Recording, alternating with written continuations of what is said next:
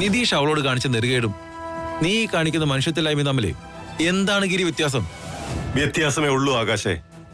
കാര്യങ്ങൾ അറിയാതെയാ നീ ഈ കത്തി കയറുന്നത്. നടക്കാനിരുന്നതേ കല്യാണമല്ല, ഒരു കെണിയായിരുന്നു. എനിക്ക് വേണ്ടി ഒരുക്കപ്പെട്ട ഒരു കെണി. ഈ കല്യാണം നടന്നാൽ ഇത്രയും നാൾ ഞാൻ ആഗ്രഹിച്ചത് എന്താണോ അത് നടക്കാതെ പോവും. എന്റെ അമ്മയോട് ഇക്കണ്ട കാലം മുഴുവൻ ഞാൻ തെറ്റ് ചെയ്തുകൊണ്ടിരിക്കുകയായിരുന്നു. അമ്മയെ ഞാൻ വല്ലാതെ തെറ്റിദ്ധരിച്ചു. എന്നെ നിതീഷും അവന്റെ അമ്മയും ചേർന്ന് തെറ്റിദ്ധരിപ്പിക്കുകയായിരുന്നു എന്ന് പറയുന്നതാവും ശരി. അമ്മയോട് ചെയ്തു പോയ അപരാധങ്ങൾക്ക് ഇനിയുള്ള എന്റെ ജീവിതം കൊണ്ട് എനിക്ക് പ്രായശ്ചിത്തം ചെയ്യണം.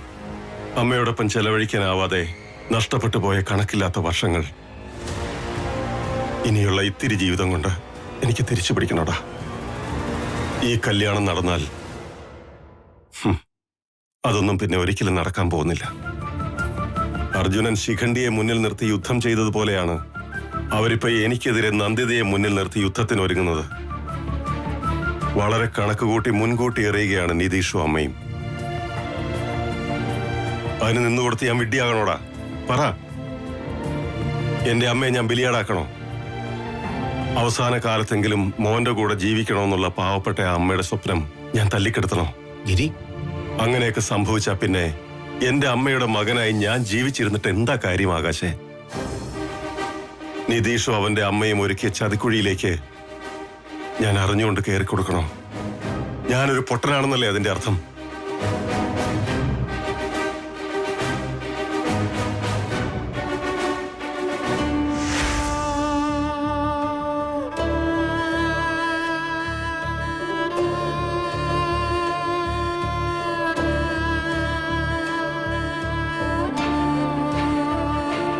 പേഷ്യന്റിന് കൊടുത്തോണ്ടിരിക്കുന്ന മരുന്ന് തന്നെ കണ്ടിന്യൂ ചെയ്തോളൂ.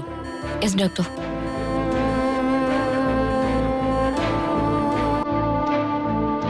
ഞാൻ വിളിക്കാം.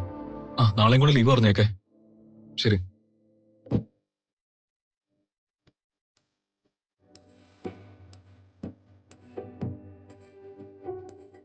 എന്തായടാ വീട്ടിലെ കാര്യങ്ങള്? നന്ദു ഇതുവരെ കരച്ചിൽ നിർത്തിയിട്ടില്ല. സനു അവളുടെ അടുത്ത് തന്നെ ഉണ്ട്.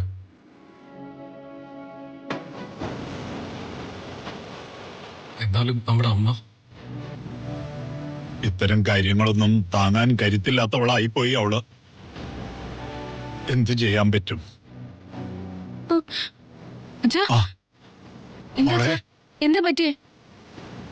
അത് പിന്നെ മോളെ, നന്ദുവിന്റെ കല്യാണം മുടങ്ങിയ വാർത്ത ഇന്നലേക്ക് താങ്ങാൻ പറ്റിയില്ല. അവള് കുഴഞ്ഞു വീണു. ഈശ്വര,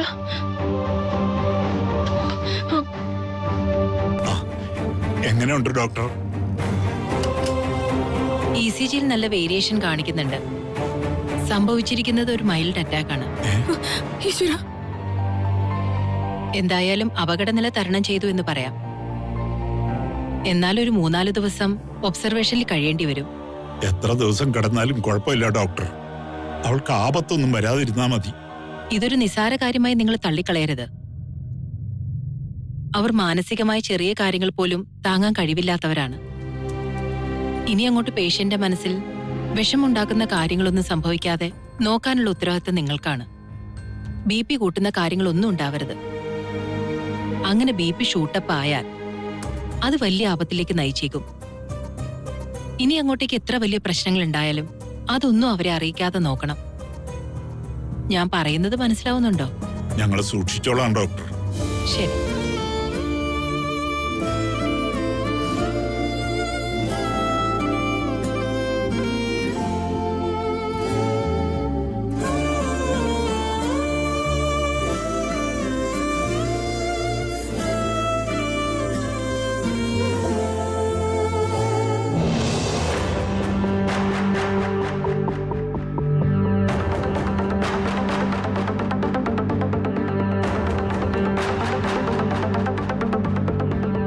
സുമേ, സ്നേഹ,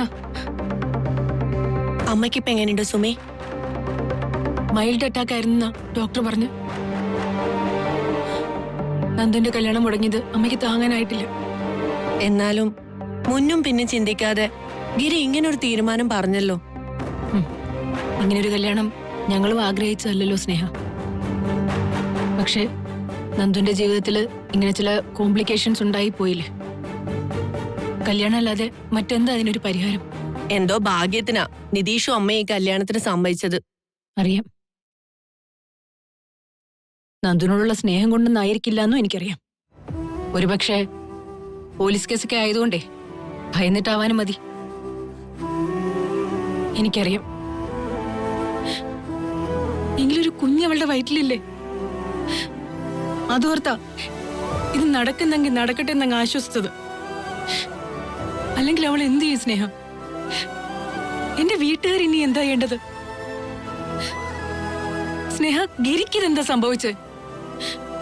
ഒരു ഉറുമ്പിനെ പോലും നോവിക്കാത്ത ഗിരിക്ക് എങ്ങനെ ഇങ്ങനൊരു ദുഷ്ടത്തരം ചെയ്യാൻ പറ്റുന്നേ?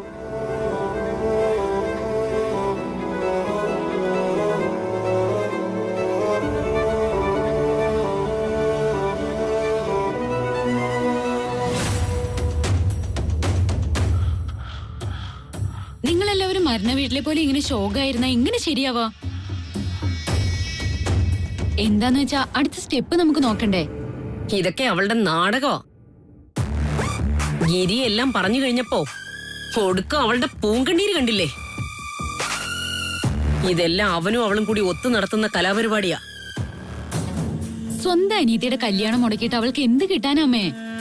അനിയത്തി ഈ കുടുംബത്തിലേക്ക് കയറി വരണ്ടെന്ന് ചിലപ്പോ അവള് തീരുമാനിച്ചിട്ടുണ്ടെങ്കിലോ? മിക്കവാറും സുമിത എന്നോടുള്ള വാശി തീർക്കുന്നതായിരിക്കും അത്. അങ്ങനെ വാശിയൊക്കെ തീർക്കാൻ മാത്രം അമ്മയും അവളും തമ്മിൽ എന്ത് പ്രശ്നം ഉണ്ടായത്?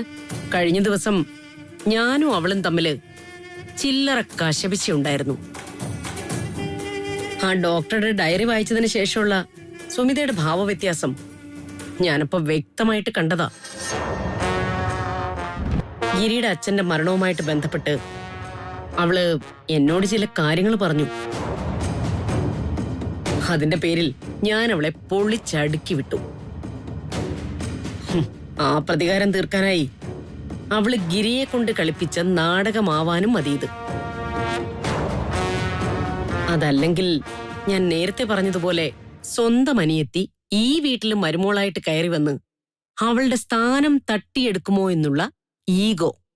അങ്ങനെ അവള് പറയുന്ന താളത്തിന് തുള്ളാൻ മാത്രം ബുദ്ധിയില്ലാത്ത ആളാണോ നമ്മുടെ ഗിരിയേട്ടൻ? ഗിരിയെക്കുറിച്ച് നിങ്ങൾക്ക് എന്തറിയാം? അവനെ ഒരു പൊട്ടനാ. വെറും പൊട്ടനല്ല, ആസ്ഥാന പൊട്ടൻ. അവനെ പോലൊരു മണ്ട ശിരോമണിയെ ഇങ്ങനെ ബ്രെയിൻ വാഷ് ചെയ്യാൻ അവൾക്ക് ഒരു ബുദ്ധിമുട്ടും ഉണ്ടായി കാണില്ല. ഒരിക്കലും ഗിരി ഇത്രയ്ക്കൊന്നും കടന്ന് ചിന്തിക്കില്ല.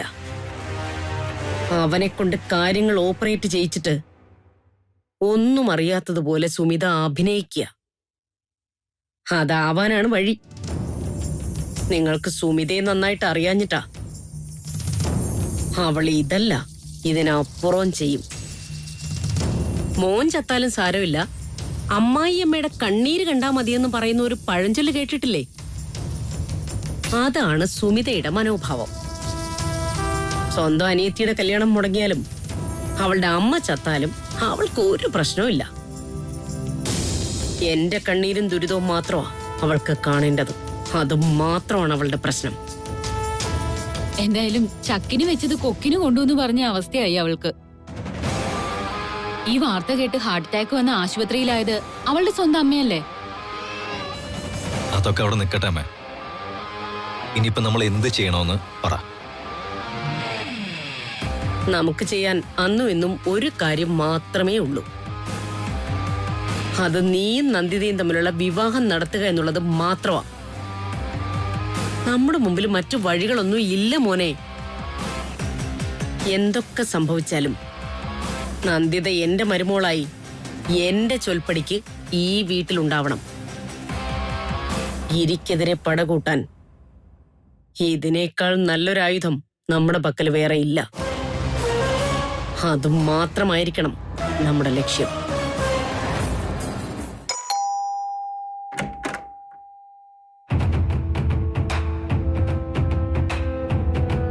അകത്തേക്ക് വരാമല്ലോ അല്ലേ?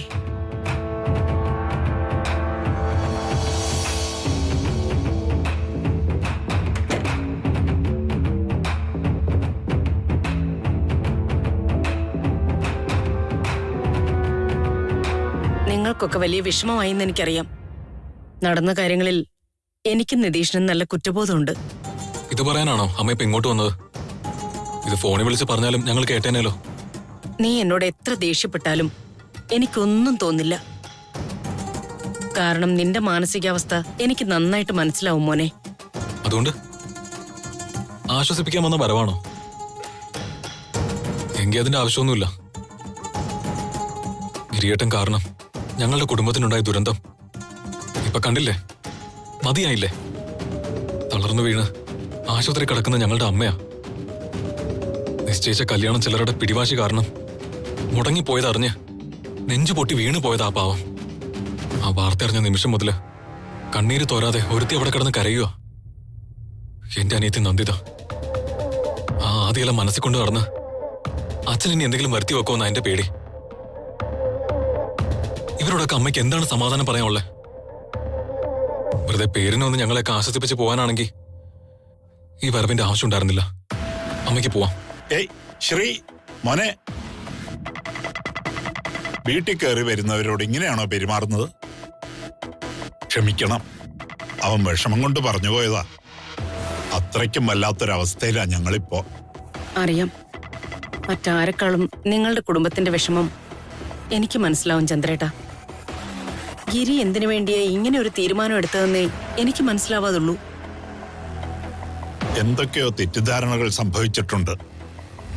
അത് എന്താണെന്ന് ഏതാണെന്നും അറിയാതെ ഒന്നും പരിഹരിക്കാനും പറ്റില്ലല്ലോ. ഒരു ചർച്ചയ്ക്ക് പോലും നിൽക്കാതെ ഗിരി ഇങ്ങനെ ഒരു തീരുമാനം എടുക്കുകയും ചെയ്തു. ഗിരിക്ക് ഈ കല്യാണത്തെക്കുറിച്ച് അങ്ങനെ ഒരു തെറ്റിദ്ധാരണ ഉണ്ടെങ്കിൽ അത് അവനെ പറഞ്ഞ് തിരുത്തേണ്ടത് സത്യത്തിൽ സുമിതയല്ലേ? ഒന്നുമല്ലെങ്കിലും അവളുടെ അനിയത്തിയുടെ ജീവിതമല്ലേ? ആ ഒരു ചിന്തയെങ്കിലും അവൾക്കുണ്ടാവണ്ടേ? സുമിത ഒരിക്കലും പറഞ്ഞു മനസ്സിലാക്കാൻ ശ്രമിക്കാതിരുന്നിട്ടില്ല. ഗിരിയെ പറഞ്ഞു മനസ്സിലാക്കാനും തിരുത്താനും ഭാര്യയായ സുമിതയ്ക്ക് പോലും കഴിഞ്ഞിട്ടില്ല എന്നാണ് ഞാൻ മനസ്സിലാക്കുന്നത്. അതിന്റെ അർത്ഥം ഗിരിയുടെ മനസ്സിൽ ഈ കല്യാണത്തെക്കുറിച്ച് അത്രയും വലിയ എന്തോ പ്രശ്നമുണ്ടെന്ന് തന്നെയല്ലേ? ഗിരിയുടെ ഭാര്യയുടെ അനിയത്തിയും സ്വന്തം അനിയനായ നിതീഷും തമ്മിൽ ചേരുന്നതിന് ഗിരിക്കെന്താ ഇത്ര എതിർപ്പ്? അതൊരിക്കലും വെറുതെ ആവുമെന്ന് ഞാൻ കരുതുന്നില്ല. എന്നാൽ ആ എതിർപ്പിന്റെ കാരണം തുറന്ന് സംസാരിക്കല്ലേ വേണ്ടേ? അതല്ലേ മര്യാദ? അതും ചെയ്യുന്നില്ലല്ലോ. എന്തായാലും ഈ കല്യാണം മുടങ്ങിയതിന്റെ പേരില് നഷ്ടങ്ങളും ദുരിതങ്ങളും അനുഭവിക്കേണ്ടി വന്നത് ഞങ്ങൾക്ക് മാത്രമാണ്. നടന്നതൊന്നും ശരിയും ന്യായവുമാണെന്ന് ഞങ്ങൾക്ക് അഭിപ്രായം ഇല്ല താനും. അതുകൊണ്ട് എന്തെങ്കിലും കാര്യങ്ങൾ പരിഹരിക്കാൻ പറ്റുമെങ്കിൽ അത് മാത്രം ചെയ്താൽ മതി. അല്ലാതെയുള്ള വെറും വാക്കുകൾക്ക് ഒരു പ്രസക്തിയും ഇനിയില്ല. ഞങ്ങളോട് വിരോധമൊന്നും തോന്നരുത്. എന്തു പറഞ്ഞിട്ടും കാര്യമില്ലെന്ന് എനിക്കറിയാം. എങ്കിലും പറയാതിരിക്കാൻ മനസ്സ് അനുവദിക്കുന്നില്ല. അതുകൊണ്ട് മാത്രം പറയുക, ഈ കല്യാണം മുടങ്ങിയതിന്റെ പേരിൽ ഇന്ദിരയ്ക്ക് ഇങ്ങനെ ഒരു അവസ്ഥ വന്നതിൽ എനിക്ക് നല്ല വിഷമമുണ്ട്. അതാ ഞാൻ ഓടി വന്നത്. ഗിരിയുടെ ഈ എതിർപ്പിനെ ഞാൻ കാര്യമായിട്ട് എടുക്കുന്നില്ല. അത് മാറ്റിയെടുക്കാൻ ഞാൻ ശ്രമിക്കാം. എനിക്കതിന് കഴിയുമെന്ന് തന്നെ എന്റെ വിശ്വാസം. ഈ വിഷയത്തിൽ എന്റെ ഒരു ഉറച്ച തീരുമാനം നിങ്ങളോട് പറയാനും കൂടിയാ ഞാൻ ഇങ്ങോട്ട് വന്നത്. എന്തൊക്കെ എതിർപ്പുകൾ ഉണ്ടായാലും നിതീഷും നന്ദിതയും തമ്മിലുള്ള കല്യാണം നടന്നിരിക്കും. ഞാനത് നടത്തിയിരിക്കും. എന്തൊക്കെയായാലും എന്റെ സ്വന്തം മകന്റെ വിവാഹക്കാരിയല്ലേ?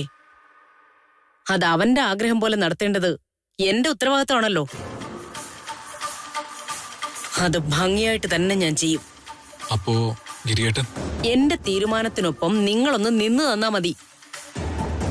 ആരെതിർത്താലും ഈ കല്യാണം ഞാൻ നടത്തിയിരിക്കും.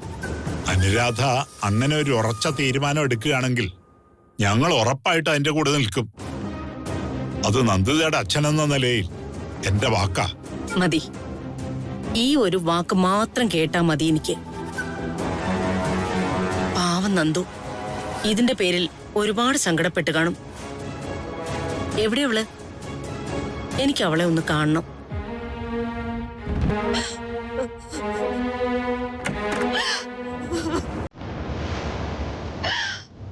മോളെ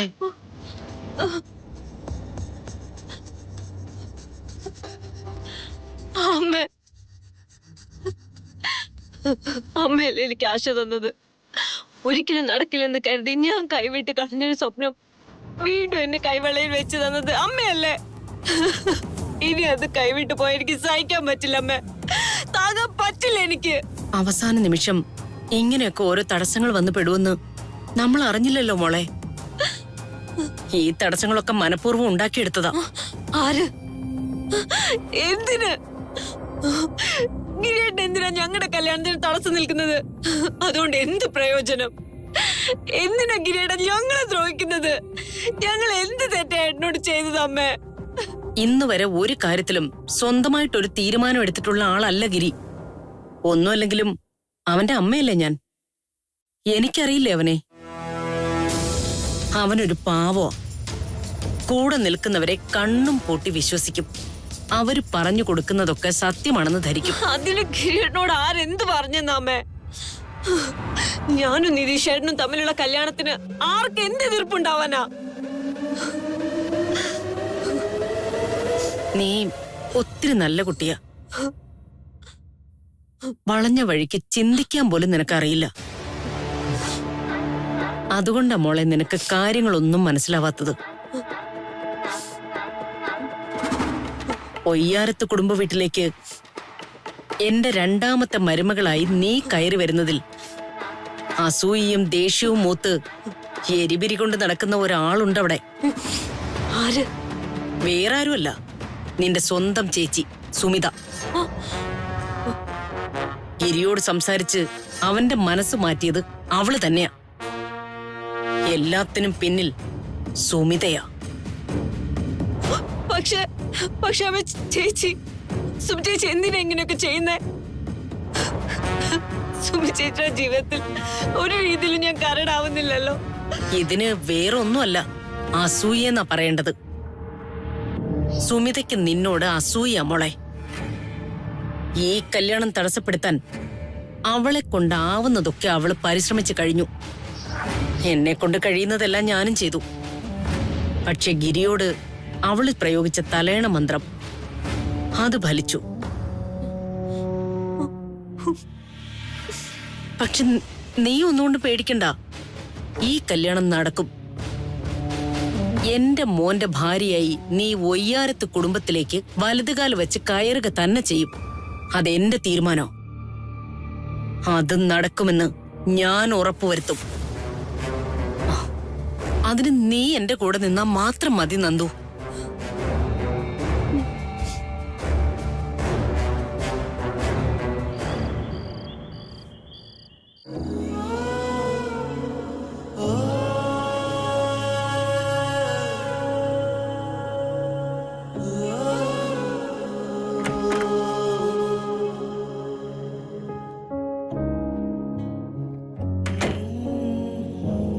അമ്മയ്ക്ക് എങ്ങനെയുണ്ട് സുമി? അമ്മയ്ക്ക് എന്തുകൊണ്ടിങ്ങനെ വന്നു എന്നാണ് ഗിരി ചോദിക്കേണ്ടത്.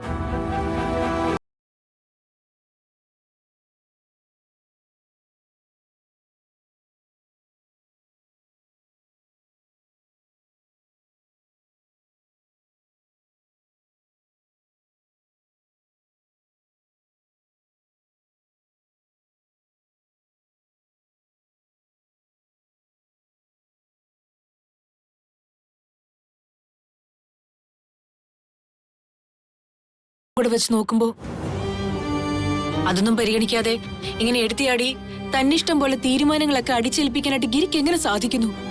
നീ എന്നെ കുറ്റപ്പെടുത്തുകയാണോ സുമി? നീയെങ്കിലും എന്നെ മനസ്സിലാക്കുമെന്ന് കരുതി. കുറ്റപ്പെടുത്തുകയല്ല ഗിരി. ഗിരിക്ക് എല്ലാത്തിനും ഗിരിയുടേതായിട്ടുള്ള കാരണങ്ങൾ ഉണ്ടാവും എനിക്കറിയാം. അത് മനസ്സിലാക്കാതെയല്ല ഞാൻ സംസാരിക്കുന്നത്. പക്ഷേ എന്റെ വീട്ടുകാരെ മനസ്സിലാക്കാനും ഞാനല്ലേ ഉള്ളൂ. അല്ല സുമി, നിന്റെ വീട്ടുകാരെ മനസ്സിലാക്കാൻ സുമി മാത്രമല്ല, നിന്റെ അനിയത്തിയും കൂടെ ശ്രമിക്കണം. അവൾ ഒരാൾ വിചാരിച്ചിരുന്നെങ്കിൽ അമ്മയ്ക്ക് ഈ അവസ്ഥ വരുന്നതെന്ന് തടയാമായിരുന്നു. ഗിരി എന്താ ഇങ്ങനെയൊക്കെ പറയുന്നത്? എന്റെ അനിയത്തിക്കൊരു തെറ്റുപറ്റിപ്പോയി ഗിരി. ആ നിതീഷിനെ അവള് വിശ്വസിച്ചു പോയി. ഈ കഴിഞ്ഞുപോയ കാര്യങ്ങളൊക്കെ ഇപ്പൊ പറഞ്ഞിട്ട് എന്താ കാര്യം? തെറ്റ് പറ്റിപ്പോയിന്ന് ആദ്യം നന്ദിത തിരിച്ചറിയണം, അംഗീകരിക്കണം. അതല്ലേ വേണ്ടത്. ആ കുഞ്ഞിനെ വേണ്ടെന്ന് വെക്കാനുള്ള മനസ്സ് അവൾ കാണിക്കണം. പക്ഷേ സാധാരണ മനുഷ്യരുടെ ജീവിതത്തിലെ വേദനകളും സന്തോഷങ്ങളും ഒന്നും ഇങ്ങനെ അളന്നു മുറിച്ച പോലെ കണക്കാക്കാനായിട്ട് പറ്റുന്ന കാര്യങ്ങളേ അല്ല.